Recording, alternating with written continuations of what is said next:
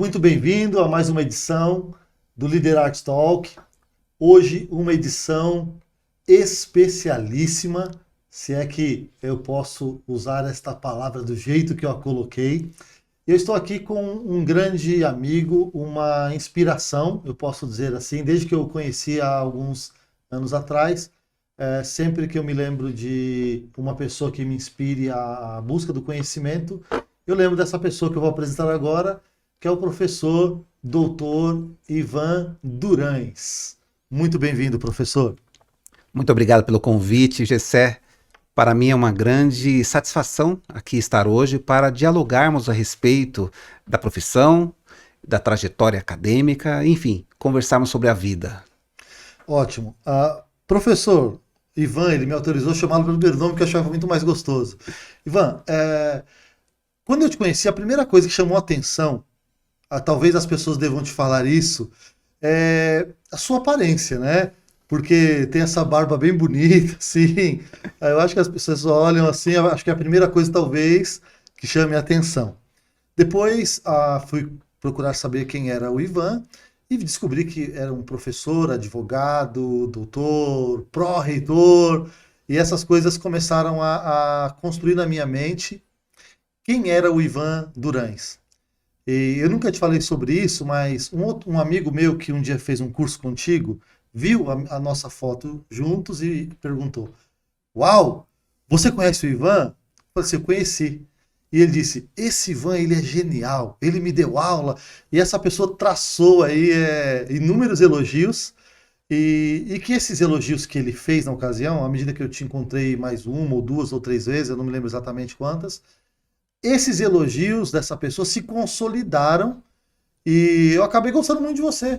Gostei do Ivan, falei, puxa, queria passar mais tempo com ele, conversando, batendo papo. E é por isso que eu te trouxe aqui hoje, para a gente conversar um pouco. E eu queria começar ouvindo quem é o Ivan. E de repente seja interessante você contar sobre o Ivanzinho primeiro, né? Não sei se a sua família sempre teve uma carreira acadêmica, de repente qual foi a sua história aí na academia, quais foram os primeiros passos desse Ivan? Pergunta difícil, Gessé, porque, na verdade, poucas vezes a gente para pensar algo do tipo, quem somos nós, né?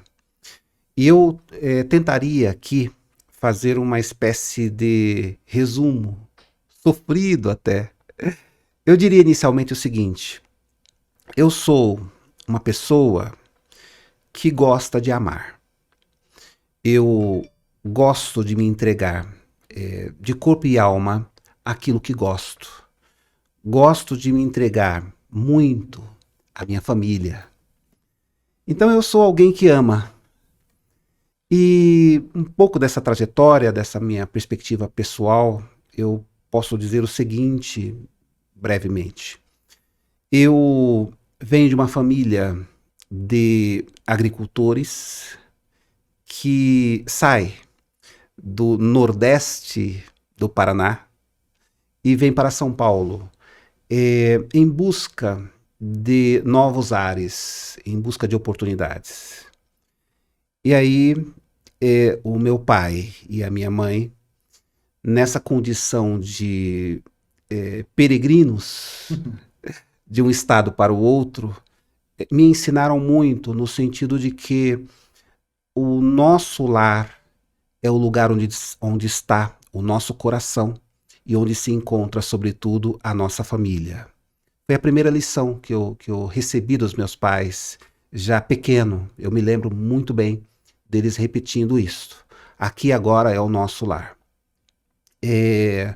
Eu, desde muito pequeno, até é algo interessante destacar, me recordo agora, desde muito pequeno eu nunca fui aquela criança, adolescente posteriormente, e jovem extrovertido.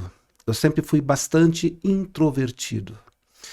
E enquanto os meus colegas, por exemplo, eram craques no futebol, nas brincadeiras diversas de criança e de adolescentes, eu nunca fui muito bom nisso. Eu nunca fui muito bom no futebol, embora fosse conhecedor de todas as regras, todas as técnicas, o que deveria ser feito, o que não deveria ser feito, mas no geral eu era um jogador ruim. E por conta disso, eu, talvez inconscientemente, eu compensava isso nos meus estudos, na leitura. Eu sempre fui um leitor bastante assíduo. Poucas vezes eu me recordo na minha infância, adolescência, juventude, de períodos em que eu não estivesse lendo livros. Então, os meus grandes amigos, numa busca do conhecimento, foi a leitura. Sempre fui apaixonado pela literatura. E eu, até uma outra trajetória da minha vida, né? Eu, quando lia livros, eu pensava comigo, mas como que estes autores tiveram essas ideias fantásticas? E pensava comigo, e uma vez eu fiz um pacto, eu vou escrever um livro. Uau! E, Ivan, que viagem que você me fez fazer agora nos meus pensamentos. Eu lia muito. Na minha época, a gente falava da coleção Vagalume, Sim, que era muito criativo para as crianças. A gente viajava naquelas histórias, né? E eu não tinha, por exemplo, em quem me espelhar pelo gosto da leitura. Eu não tinha isso na minha família.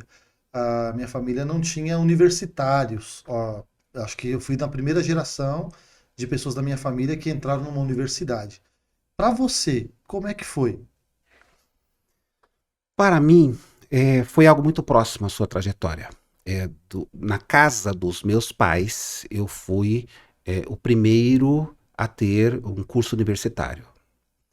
Eu tenho tios que já eram bacharéis, mas assim, no núcleo familiar mais próximo, eu fui o primeiro. E felizmente, na sequência, o meu pai, ele se formou em um curso superior, pós-graduou-se, tornou-se filósofo, Que coisa historiador. curiosa, hein? Exato, porque o meu pai ele foi uma espécie de autodidata. Antes eu não sabia exatamente o que significava isso, mas hoje eu percebo. Meu pai ele é um autodidata. Me recordo que ele sempre tinha à cabeceira da cama livros, sempre estava envolvido com a leitura e mesmo diante de textos difíceis que ele lia, por exemplo, ele lia Nietzsche e lia Hegel, enfim, pensadores complexos, né, que até Aristóteles e tal, e de repente ele, na mesa de domingo, ele tentava, na simplicidade dele, Traduzir. exato, traduzir para eu e o meu irmão como como era possível pensar, e dizia ele, pensar coisas que ninguém entende. E você foi criado, então, apenas com mais um irmão? A sua estrutura familiar era você, seu pai, sua mãe, mais um irmão? Tinha mais gente? Sim, a princípio era eu, meu pai e meu irmão mais novo, e a minha irmã, que nasceu, a minha irmã mais nova, nasceu bem depois. Então nós temos uma irmã caçula, e em que todos nós em casa nos envolvíamos para protegê-la. Veio um pouquinho depois. Sim, veio a minha irmã mais nova, ela é mais de 10 anos, realmente mais nova que eu, Sim, é bastante. bastante tempo. Ivan, então tinha um pai leitor, que isso faz uma diferença absurda, né? Quando a gente fala sobre educação hoje, que é um tema que eu falo, mas que você vive ele, né? Eu queria daqui a pouco falar um pouco sobre isso também. Mas quando a gente vai falar de educação, parece que hoje já está meio que bem compreendido entre as pessoas que o exemplo é muito mais poderoso do que o conselho, né? Sim. Então, assim, se tem um pai lendo um livro, enfrentando essas situações e dificuldades de entender, de depurar temas tão complexos, ver um pai com um livro na mão é um baita estímulo para a garotada estudar. Então, você talvez apontasse como seu primeiro inspirador, seu pai, aliado ao seu traço comportamental de ser um pouco mais introspectivo. É isso? Eu atribuo, sim, essa minha curiosidade pelas letras ao meu pai. Mas também atribuo à minha mãe. Porque a minha mãe sempre foi uma pessoa muito criativa. muito criativa mesmo. E tanto criativa e esperançosa. E a minha mãe, ela teve, na minha infância, ela teve uma participação muito preciosa no sentido de ver o futuro. Um futuro esperançoso, né? Porque ela, até me emociono quando fala sobre isso. Em dado momento, a minha mãe, uma situação um pouco difícil da vida familiar, ela chega para o meu pai e para algumas pessoas que estavam próximas e disse, olha, olhando para mim, pequeno, no berço ainda, ela dizia, olha, este meu filho será doutor.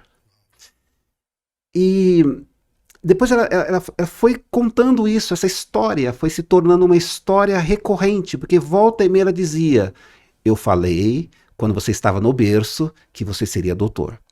Isso não vinha como um peso, vinha como um vislumbre esperançoso. E, num dado momento, um outro episódio também que me marcou muita atenção, Gessé. Ela reuniu as economias dela para me dar um presente de aniversário. Eu tinha na verdade, meu aniversário de 8 anos de idade. Ela me entregou como presente uma máquina de escrever. Uau, que presentão! Pois é, uma máquina de escrever para as pessoas que talvez nos ouvem agora, vão nos assistir, enfim, que não tem noção do que era isso, né, há décadas. Uma máquina de escrever era algo muito próximo a um computador hoje, top de linha, né? Talvez a garotada que hoje quer ganhar um iPhone. Pois é, Se ganhasse uma exatamente. máquina de escrever. Você falou da máquina de escrever, eu viajei agora. Quando eu tinha 12 para 13 anos, não faz tanto tempo assim, alguns colegas tinham máquina de escrever e eu não tinha. Mas a gente sabia as pessoas que tinham e pedíamos para digitar algumas coisas. E o ápice da tecnologia naquela época para mim foi uma máquina de escrever elétrica. Pois é, aquilo é fantástico, né? Eu entendo a magia da máquina de escrever Sim, quando você sim. fala. Então, a minha mãe me deu esta máquina de escrever, acompanhada, inclusive, de um outro vislumbre esperançoso para o futuro. Porque ela me disse o seguinte, olha, Ivan, aqui está o seu presente de hoje. Seu presente de 8 anos de idade. Esta máquina. Mas não enxergue nesta máquina apenas um instrumento, um brinquedo qualquer. Enxergue nesta máquina aquilo que vai soltar a sua imaginação, porque você será escritor. Então, peraí, essa mulher acertou 2 vezes pelo menos, né? Pois é. Esse meu filho vai ser doutor, e ela te orientou já, ou te ajudou a sonhar, a vislumbrar a possibilidade de ser um escritor. Porque quando a gente é criança, eu falo por mim, né? Mas pelo que você me falou, talvez o sentimento é aquele. Pega um livro e a gente fica animado para ler, é gostoso e quer ver o final. Parece que a gente está com um pouco de mágica nas mãos. Isso. E aí alguém fala para você, você pode escrever o seu livro. Só para a gente entender dentro dessa caixinha dos livros, quantos livros que você escreveu, Ivan? Porque eu vejo você postar, às vezes, na internet, sou um seguidor seu, livro 1, livro 2, livro 3. Eu parei mais ou menos no 40 de contar. Quantos livros que o Ivan escreveu? Bom, eu já escrevi 50 livros. 50 livros. Desses 50 livros, eu publiquei cerca de 44. Alguns ainda estão em negociação com editoras, alguns eu ainda acredito que não é o momento de lançar. Que eu vou escrevendo e deixo guardado. Deixa eu dar uma melhorada aqui mais para frente. Então, eu sempre estou escrevendo algum livro, sempre estou em algum projeto. Então, livros prontos, 50 e alguns outros em andamento. E deixa eu te perguntar, você começou a escrever por conta da academia ou você começou a escrever antes? Tem alguma coisa que foi escrita antes, na adolescência, e que foi publicado? O que você pode falar pra gente? Posso sim, claro. Na minha adolescência e juventude, eu escrevia, naquela máquina de escrever, poemas. Eu tinha, assim, esse interesse por poemas, eu lia muito livros, grandes poetas, grandes poemas, eu gostava muito de poesia. Eu tinha, de fato, alguns textos que eu escrevi, mas eu não os reuni. Eu escrevia e presenteava os amigos, presenteava os colegas de classe. Também eu cheguei a escrever alguns contos, mas se perderam. Assim, eu tenho fragmentos na memória destes contos que eu escrevi na minha juventude. Puxa vida. E quando você foi escolher uma profissão, Ivan, como foi esse processo? O que é que você escolheu para estudar primeiro?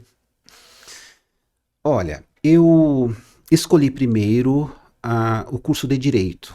Foi Eu- logo a primeira opção sua, talvez já tinha 17, 18 anos, foi um pouco mais tarde, Isso, e foi direito, atirou logo no alto e foi sim. para cima.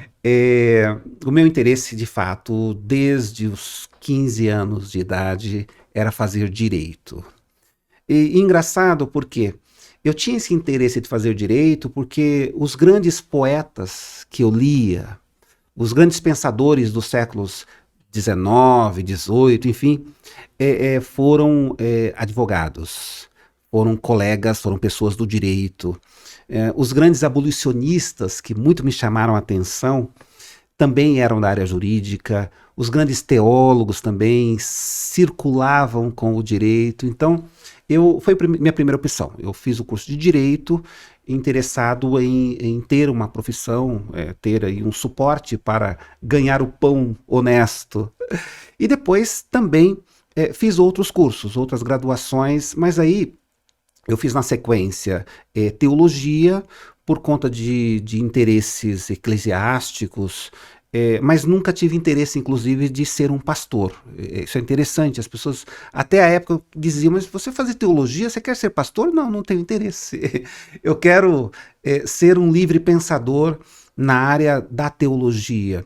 E a teologia me puxou para uma paixão antiga, e essa paixão antiga eu devo ao meu pai, que foi a filosofia. Também fiz um bacharelado em filosofia, justamente para por mero deleite. Eu sou teólogo e filósofo por deleite, assim, questões lúdicas, inclusive. Eu gosto de brincar com o pensamento.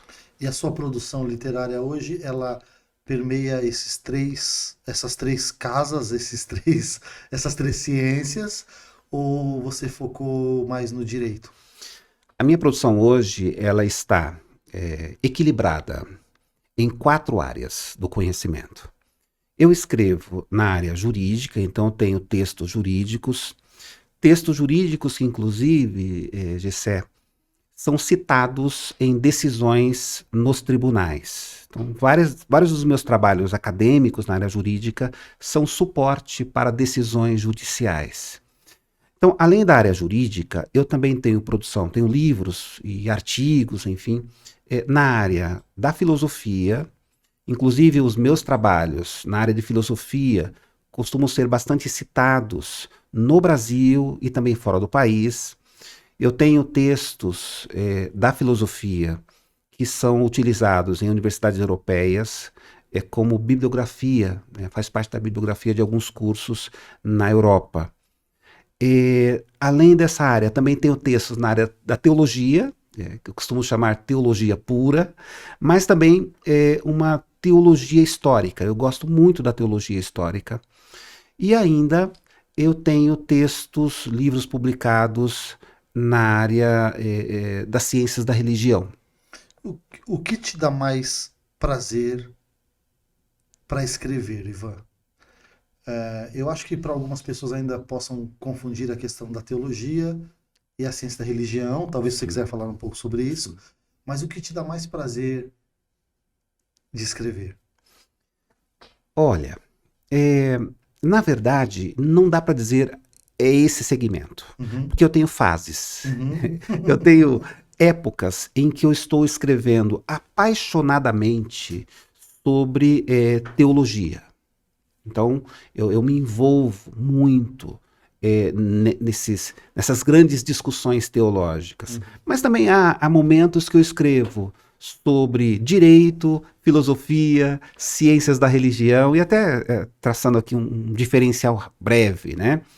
Nas ciências da religião, eu me sinto mais livre para escrever, porque eu não estou preso ao dogma. Eu não estou preso à minha tradição religiosa. E não digo isso no sentido, minha tradição religiosa me sufoca. Muito pelo contrário. É que eu tenho mais liberdade, por exemplo, para escrever qual é o conceito do sagrado em uma tribo indígena do século X, por exemplo. Consegue fazer aquele recorte bem específico e Isto. também neutro, né? Exatamente. Apenas teologar ou discorrer, dissertar sobre isso. Perfeitamente. Ivan, você dá aula também, deve ter uma carreira longa aí como um professor. O que veio para você, primeiro talvez foi a escrita, pelo que eu estou entendendo da nossa conversa, e depois veio a didática. Sim. É isso? Como que aconteceu isso, Ivan? E o que é que você sente quando dá aula? Gessé, eu me sinto realizado quando estou em sala de aula. Quando eu estou diante de um grupo de alunos prontos e interessados em me ouvir. Eu me sinto muito realizado quando eu transformo a vida e a compreensão de mundo dos meus alunos. Isso mexe muito comigo. Eu comecei a dar aula na universidade há cerca de 20 anos. Só que antes de lecionar na universidade, eu já exercia uma atividade docente e eu não tinha noção. O que eu quero dizer com isso? Quando eu comecei a lecionar na universidade, a primeira entrevista que eu fiz, uma universidade muito conhecida em São Paulo e no Brasil, e de repente eu fui fazer uma entrevista naquele processo, naquele concurso de seleção de uma vaga. Aí foi me questionado se eu tinha experiência como professor. Eu falei, não tenho experiência, nunca lecionei. Daí, de repente, o entrevistador, o diretor, né, inclusive hoje um grande amigo meu, foi reitor de uma importante universidade, ele me perguntou o seguinte, Ivan, você nunca deu aula mesmo? Porque eu gostei muito de você, gostei muito da conversa que tivemos, percebo que você é um intelectual em formação, eu era bastante jovem, né? E ele falou, olha, o único problema aqui é que você não deu aula, eu tenho receio de te colocar numa sala com 150 alunos e você não dar conta. Ele falou, perguntou, insistiu, eu já estava praticamente fechando a minha mala e indo embora, né? Daí ele fez uma última pergunta, pensa bem, você nunca deu aula mesmo? Eu falei, não, espera um pouquinho, eu dei aula sim, me lembrei agora. Eu sou professor de escola dominical, de escola bíblica. Escola Bíblica Dominical. Que, aliás, é uma excelente escola formadora de professores, né? Pois é. Historicamente, só desculpa. Sim, Historicamente, claro. Eu acredito que tem uma história na Inglaterra em que a escola bíblica dominical foi fator determinante, inclusive, para a formação de algumas crianças durante um período, né? Inclusive a atuação de Moody, né? Muito atuou nesse segmento. Então foi assim o meu ingresso, né? Mas quando eu disse isso para o diretor, que me entrevistava, eu pensei, puxa, tudo perdido agora. Mas foi bom, comecei a fechar a mala mesmo, vou embora tal. Daí ele falou, olha, fica aqui. Como que é a sua sala hoje em escola dominical? Bom, eu falei, olha, eu dou aula para adolescentes e jovens. Ele perguntou, quantas pessoas tem? Olha, atualmente a minha sala tem 40 e poucos alunos. Eu disse assim, parou um pouquinho e pensou, espera um pouco, você preende num domingo de manhã quase 50 pessoas. Sem diplomar, sem estar no currículo obrigatório, sem que as empresas vão cobrar. Sim. E aí caiu a sua ficha assim, puxa vida, acho que eu dou aula há mais tempo do que exatamente o necessário, talvez, para passar num processo seletivo. Pois é, e foi isso que ele disse. Eu estou. Você tem certeza? Tanta gente assim? Sim, tanta gente assim. Então, olha, começa na semana que vem aqui. Tá fechado, está contratado. Então, assim foi o início da minha vida acadêmica. E hoje eu tenho também um segmento da minha carreira que é estritamente acadêmica. E enquanto professor universitário, nessa jornada de praticamente 20 anos, eu também exerço hoje, na verdade já há algum tempo, já há 12 anos, eu exerço atividades de gestão acadêmica. Eu sou gestor educacional, coordenando cursos, coordenando instituições também. É uma área que muito me chama a atenção porque o desafio é muito grande. Sim, Ivan, você então, nesses mais de 20 anos lecionando, e outra parte desse tempo como estudante, e estudante você ainda é, a gente percebe isso, né? Ivan, o que que você fala para as pessoas que vão assistir este programa, essa entrevista, sobre o sistema educacional do Brasil e que você apontasse o que a gente tem de bom para falar sobre o nosso sistema educacional e quais são os pontos de melhoria desse sistema? Tá, vamos lá. Eu sou uma pessoa muito esperançosa no que diz respeito ao sistema educacional, à educação no Brasil. Eu não tenho uma linguagem ou um discurso pessimista da educação no Brasil. Por que eu não tenho? No Brasil nós temos extraordinários professores e também extraordinários alunos. Então, numa certa medida, nós temos o material humano que pode provocar uma revolução educacional em nosso país. Então, esse é o ponto positivo. E acredito, Gessé, que é necessário que nós, brasileiros, respeitemos os nossos professores e os nossos alunos. Eu fico muito entristecido quando me deparo com pessoas que não conhecem o dia a dia acadêmico, não conhecem o dia a dia das nossas instituições de ensino e criticam, porque hoje virou uma espécie de moda criticar professores. Por vezes eu me deparo até mesmo com alunos ou ex-alunos que se especializaram na crítica à sua escola, na crítica aos seus professores. Eu sou de um tempo, e já vai ficando pesado dizer isso, né? Mas eu sou de um tempo em que nós, alunos, quando o professor chegava em sala de aula, nós nos levantávamos, colocávamos em pé, numa demonstração de respeito, uma saudação amistosa ao mestre, nos termos de que, olha, nós estamos abertos para o que vier de você, nosso professor. Então, esse é o ponto positivo. Eu acredito que a educação no Brasil, ela precisa valorizar pessoas. Agora, existe também alguns problemas na educação do nosso país que também merecem ser analisados. Nós precisamos ter muita cautela no que diz respeito ao projeto pedagógico Brasil. Porque até então, no Brasil, até este momento em especial, o grande esforço para as instituições de ensino, desde o primeiro dia de aula até o pós-doutorado, é para a formação de empregados. Isso é muito grave. A vocação da escola é para formar pensadores, é para formar pessoas que estejam preparadas para mudar a realidade em que elas se encontram. E ora, formar pessoas para se tornarem tão somente pessoas para serem mandadas, para serem empregados, isso é muito ruim, porque nós estamos vivendo um momento do atual capitalismo ocidental em que não há mais emprego para todos. Então, isso é um contrassenso. Formar pessoas, temos um projeto pedagógico nacional para formar empregados, quando não há mais empregos suficientes para todos. Então, a escola, hoje, ela tem essa missão. Professor, às vezes a gente conversa com pessoas que trabalharam na área da educação, a gente vê paradoxos, ou às vezes até alguns pontos antagônicos mesmo. Por exemplo, há quem diga que eu não vou seguir uma carreira acadêmica porque o professor ele é muito mal remunerado. E tem pessoas que dizem o seguinte, o contrário. Não, o professor, quando ele quer trabalhar, ele é muito bem remunerado. E eu, sinceramente, eu não sei qual é o caminho ou qual é a pessoa que está mais correta. O que eu imagino quando alguém me diz que o professor, se quiser, ele ganha muito bem pegando muitas aulas, eu tenho uma contra-argumentação, que é a seguinte. Bom, não é só o horário da aula que você tem que colocar em questão.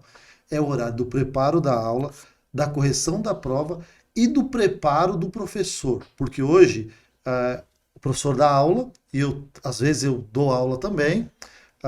As pessoas estão ouvindo o que o professor fala e conferindo na internet. O professor hoje ele compete com a internet.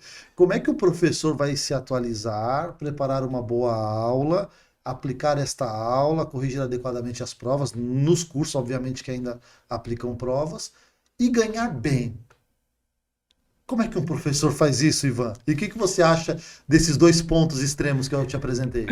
Bom, vamos lá. No Brasil, em especial, a remuneração de um professor, desde os primeiros momentos na trajetória acadêmica e até mesmo lá, em períodos anteriores, no ensino fundamental e ensino médio, o professor ganha muito pouco. Tá? Existe uma espécie de glamour com o salário dos professores, principalmente os professores mais titulados. Esse glamour, ele não se sustenta. Então, hoje no Brasil, e digo isso com muita tranquilidade, a remuneração dos professores está extremamente baixa, muito defasada. E sem nenhum receio, hoje nós temos, vou aqui revelar aos nossos internautas, valores, porque um momento como esse é um momento de fato, apresentar trajetórias, até porque eventualmente há colegas entre nós que nos assistem e eventualmente querem projetar uma carreira acadêmica. Hoje, há instituições no Brasil que se propõem a pagar para professores iniciantes o valor de R$ 25 a hora aula. É algo assustador. Só para a gente entender, quem não é da área, R$ 25 hora aula significa que ao final do mês esse professor terá quanto? Tá. Vamos lá. R$ 25 a hora aula daria por dia algo em torno de R$ 100. Vamos arredondar, R$ 100. Aí multiplica esses R$ 100 pelos dias de aula. Por 22, por exemplo? Por exemplo, se ele der aula todos os períodos, tal, é realmente um valor bastante baixo, mesmo porque o professor ele precisa de um período de reflexão. Eu costumo dizer que o professor que dá aula todas as manhãs e todas as noites, ele não consegue tempo para refletir, ele entra no automático. É claro que nós temos exceções, há instituições no Brasil que pagam muito bem, há instituições no Brasil que chegam a pagar para professores algo em torno de R$ 150, R$ 100 a hora aula na graduação. É claro que no mestrado e no doutorado, os professores que lecionam no mestrado e no doutorado e que têm maior titulação ganham mais. Então nós temos aqui esses diferenciais. Sim, uma pergunta. Você foi pró-reitor, é um cargo elevado na educação, né? Porque está abaixo do reitor. A gente estava conversando agora há pouco antes de irmos para o ar, e aí você me explicou isso daí de uma forma melhor. Sim.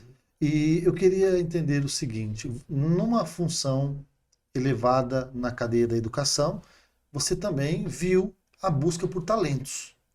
Sim. E hoje eu estou mais no mercado executivo, é difícil achar um talento. Por quê?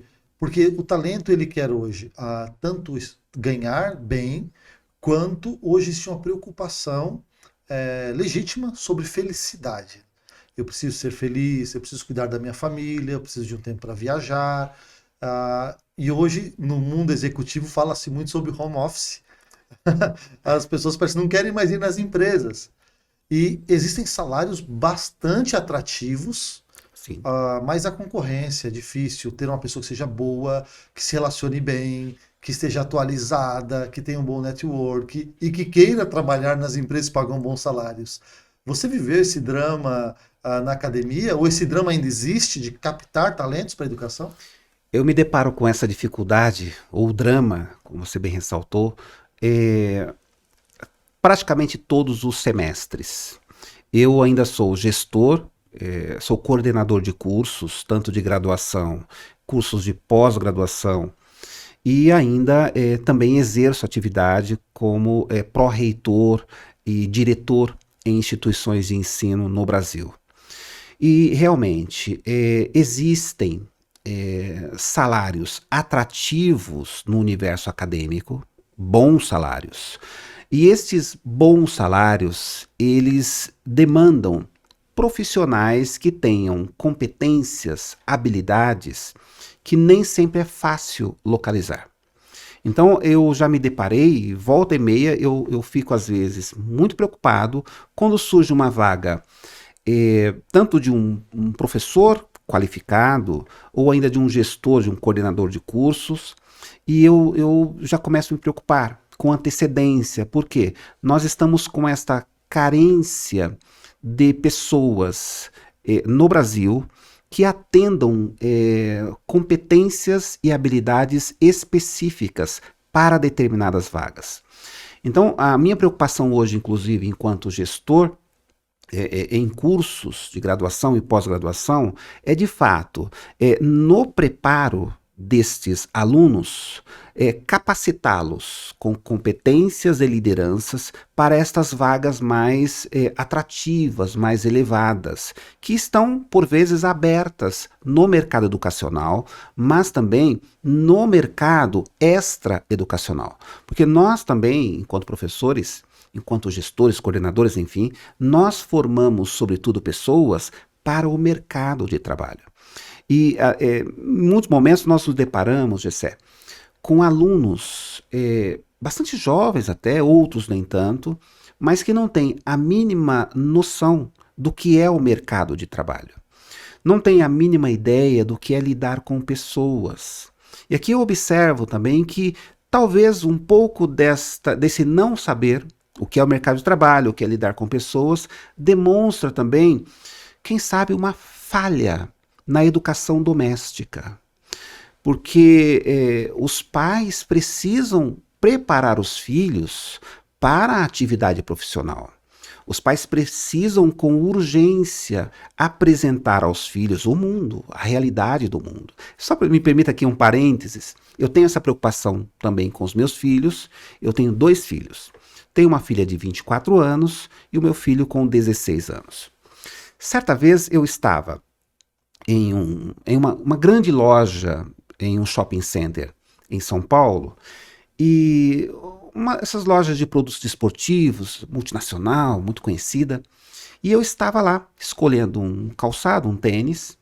De repente o gerente da loja chama todos os funcionários para uma reunião relâmpago. Aquelas reuniões relâmpago que se faz, surge lá uma meta e etc. E ele disse o seguinte para os seus liderados, cerca de 20 vendedores, né? Disse, olha, vocês precisam bater a meta, a nossa meta é tanto, e vocês precisam vestir a camisa. Vocês precisam, e foi além, vocês precisam sentir dor de dono para cumprir a meta. Aí eu ouvi e acompanhei um pouquinho mais de detalhes daquela reunião e compreendi imediatamente todo aquele cenário, né? Cheguei em casa, reuni os meus filhos e disse, meus filhos, eu não estou educando vocês para sentir dor de dono. Porque o dono, ele está em um outro contexto, o dono não está, principalmente dessa multinacional, ele não está como aqueles funcionários preocupados com o aluguel para pagar, preocupados com a comida para colocar na mesa, preocupados com as contas de ontem. Eu disse para eles, olha, eu proíbo vocês terminantemente a dar qualquer tipo de credibilidade a um discurso como este. Primeiro ponto, sintam vocês, meus filhos, a dor da família. Nós precisamos compreender onde nós iremos depositar o nosso coração. E outra, não vistam, nunca, absolutamente nunca, camisas alheias. Vistam a camisa de vocês, a camisa da família. E claro, com esse ensinamento que eu apresentei aos meus filhos, eu não deixei a eles em nenhum momento uma ideia de que não cumpram os seus compromissos contratuais. Eu até digo para os meus filhos, eu não quero que vocês se apaixonem, desenvolvam qualquer tipo de dimensão afetiva com o emprego, com CNPJs, com organizações.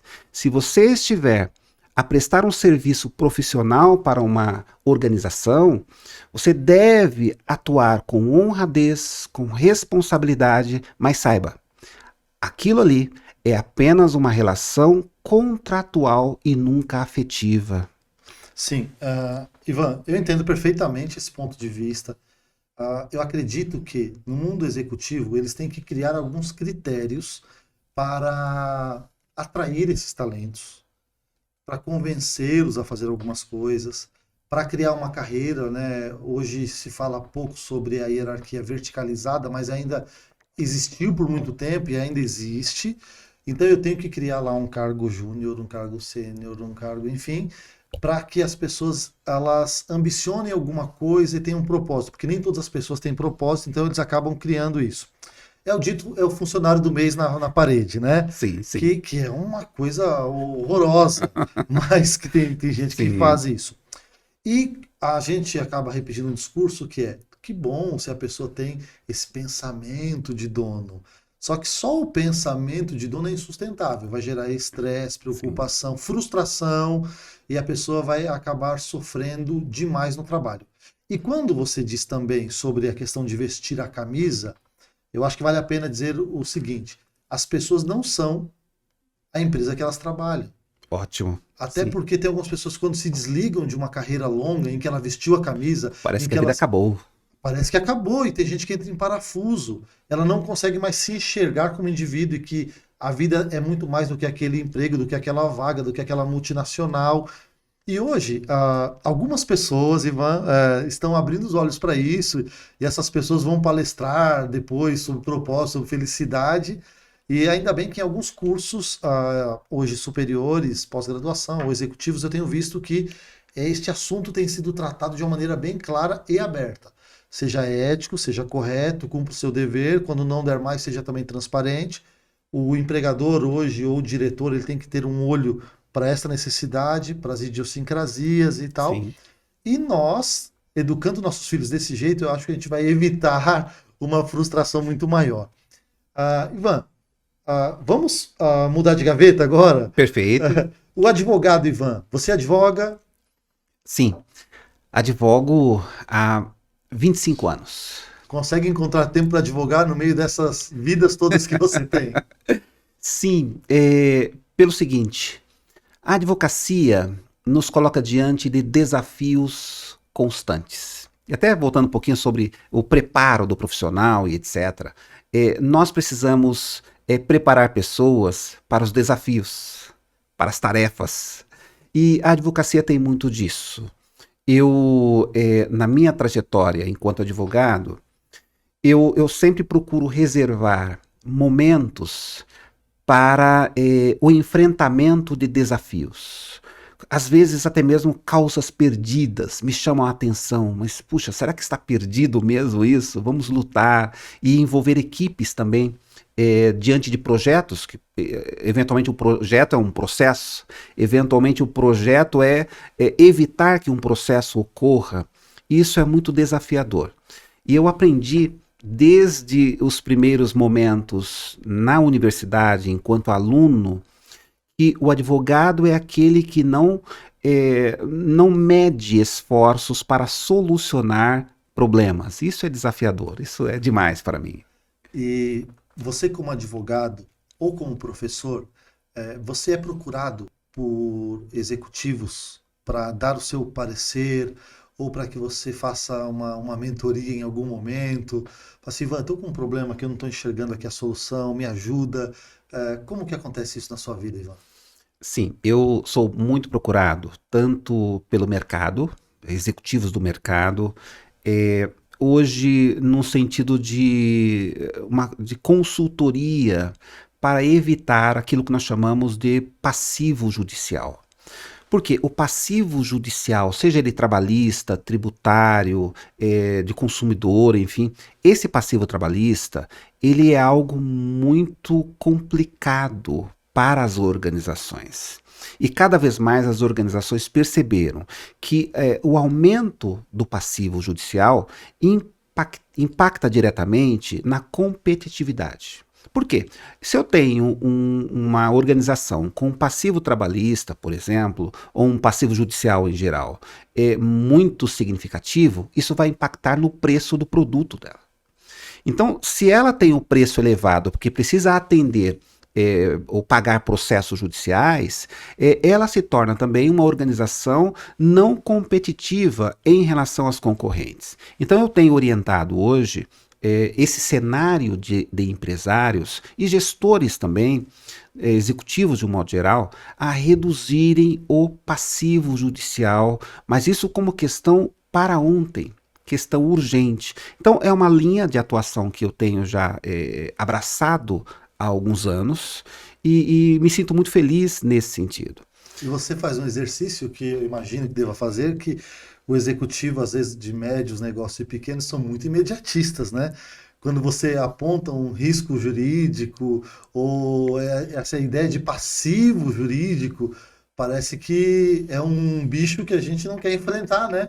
A gente quer fingir que ele não existe. Sim. Então você tem que se adaptar aí o seu discurso acadêmico para esse executivo imediatista. Perfeito. E aí, como que você faz isso, Ivan? Bom, eu faço da seguinte maneira. Eu também tenho o meu lado executivo, tenho o meu lado gestor. E diferentemente da maioria dos colegas advogados, eu compreendo o que é o negócio. E compreendo que o negócio deve ser salvo e preservado.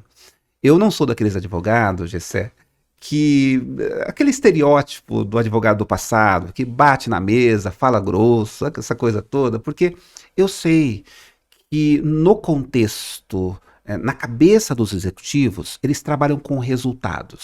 Sim. Então, não adianta eu chegar e dizer, olha, a solução é esta. Se eu não provar, olha, os resultados em números são estes. Nós poderemos reduzir o seu passivo judicial em X%, porque é isso que chama a atenção do executivo, e é isso, no geral, o executivo precisa colocar na balança. Vale a pena continuar com esta irregularidade no meu processo de oferta de produtos e serviços ou não? Será que eu vou ganhar mais em atender estas regras e por aí vai? Enfim, eu tenho, inclusive, por conta dessa visão, dessa compreensão mais empreendedora do direito, da advocacia, eu tenho me tornado já há quase 10 anos mentor de alguns colegas do direito que volta e meia me procuram. Tanto para causos, causos no sentido daquela brincadeira, causos complexos, ou até mesmo para mudança de rota. Porque eu me tornei, no início da minha carreira jurídica, lá, hoje há 20 anos aproximadamente, eu já me tornei como o que nós chamávamos antes de gerente jurídico, né?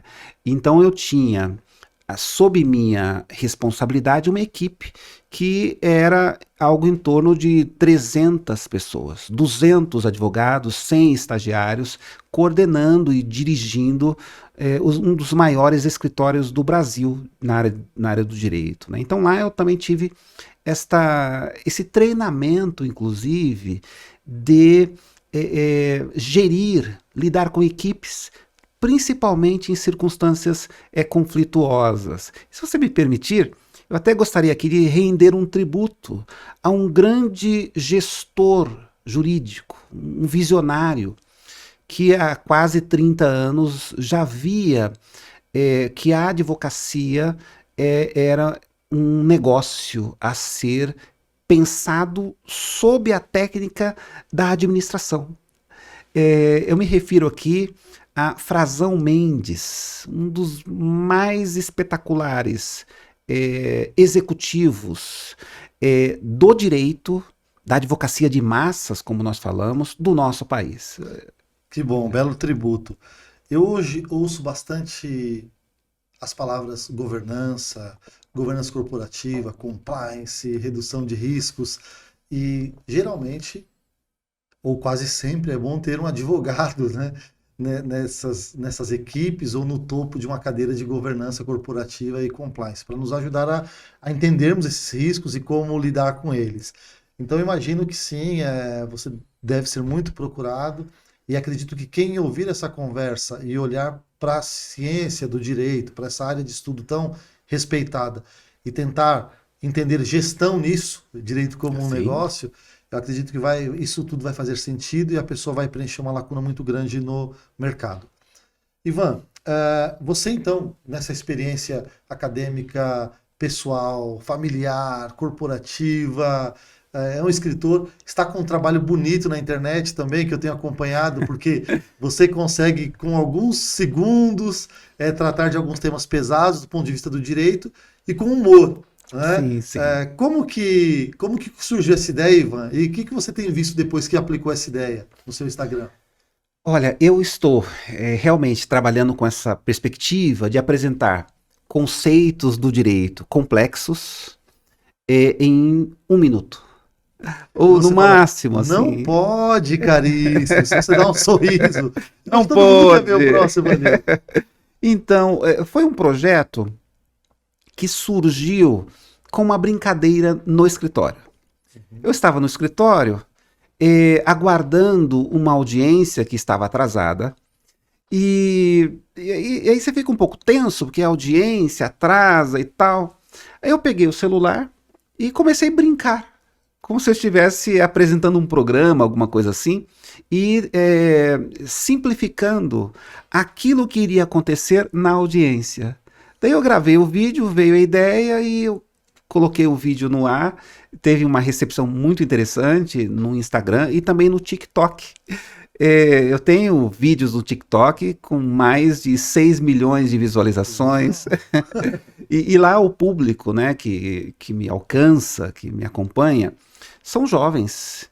E eu tenho me reinventado também para apresentar aos jovens conceitos necessários para a vida, conceitos jurídicos do cotidiano, numa linguagem que o jovem de fato absorva. Porque existe uma ideia de que o jovem ele não está interessado em questões complexas da vida. Mas eu tenho percebido, Gessé, que não. Na verdade, ele quer saber, ele quer aprender. Só que a questão e o desafio é como nós podemos apresentar temas complexos do direito, do cotidiano, da vida e etc., numa linguagem que o jovem compreenda e, mais do que isso, ele reproduza. E eu tenho conseguido isso, felizmente. Sim, essa questão do jovem, já há algum tempo eu tenho conversado com algumas pessoas e vez ou outra vem essa questão. As pessoas que mais me convenceram disseram algo mais ou menos assim, como eu vou dizer agora, dois pontos. O jovem ele quer conhecimento, ele está lendo muito, numa velocidade maior do que lia antes, porque ele lê mais. No entanto, a busca por informação dele é diferente, ele quer uma coisa mais direta ao ponto, Sim. e ele quer alguma coisa em que ele se identifique. Posto isso, por exemplo, eu estava com uma amiga chamada Fernanda, que ela tem duas filhas gêmeas de acho que 11 ou 12 anos, e aí ela fotografou um cachorrinho que estava numa cadeirinha num carro. E aí a filhinha falou assim: mãe, você não pode, você não pode tirar essa foto. Ela falou assim: por que não? Porque esse cachorro está dentro do carro de alguém. Então você não pode fotografar a intimidade de alguém. E ela olhou assim, porque a mocinha tinha tido aula e a professora falou aquilo e fez sentido para ela. Uma informação que essa moça, uma brilhante executiva de formação elevada, não tinha esse entendimento de mundo que a filha apresentou. Só que olha que legal, Ivan. Essa moça contou essa história numa classe de executivos, altos executivos, num programa de pós-graduação alemão. E as pessoas que estavam lá também se surpreenderam quando a garotinha soltou aquela informação. A gente brincou e se divertiu, mas ficou aquela pulga atrás da orelha. Será que quem diz que esses jovens não sabem das coisas, ou não têm interesse, ou não leem, será que eles estão certos ou errados? Eu acredito que estejam errados, Ivan. Eu tenho a firme compreensão que estão errados também. Os nossos jovens estão atentos ao cotidiano.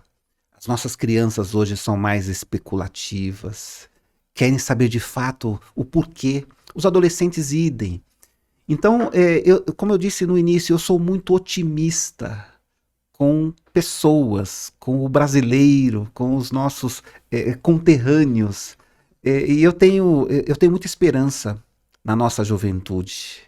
Muita esperança, porque acredito que eles são responsáveis e sabem disso para a transformação do cotidiano e, mais do que isso, Gessé, criar mundos possíveis. Eu acho isso maravilhoso. E quando eu vejo essa garotada que cria esses aplicativos que resolvem a nossa vida, Sim, e a gente fica assim pensando, uau, onde nós estávamos quando isso foi criado?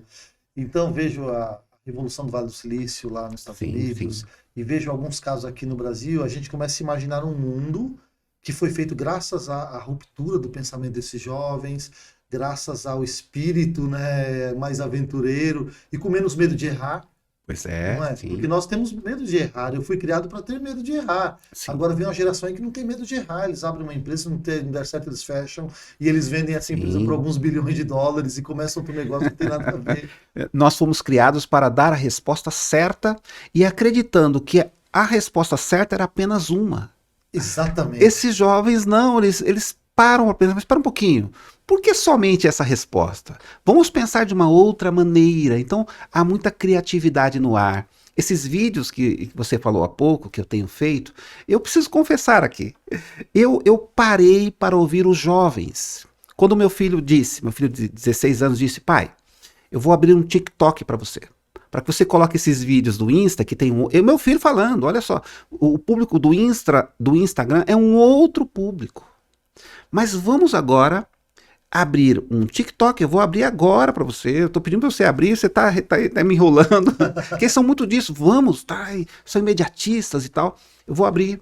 E aí você perceba como este público do TikTok, eles absorvem informação. Meu filho de 16 anos com esse argumento, e a gente pode, puxa, mas isso aí é um argumento de executivos e tal, de reuniões de diretoria, mas não.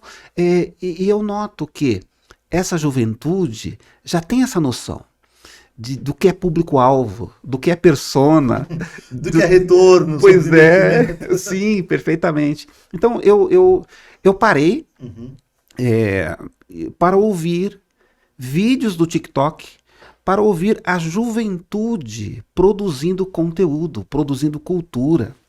Eu tinha um pouco de preconceito com o TikTok, porque às vezes se diz o TikTok só tem dancinha, imagina. Nós É, temos gênios no e TikTok. aquela ilusão, né? O que é que eu posso passar com tão pouco tempo, né? Pois Ah, eu é, vou ser superficial, ah, eu não vou conseguir. Quando na verdade aquela ferramenta, eu acredito, seja uma ferramenta sim, de provocação.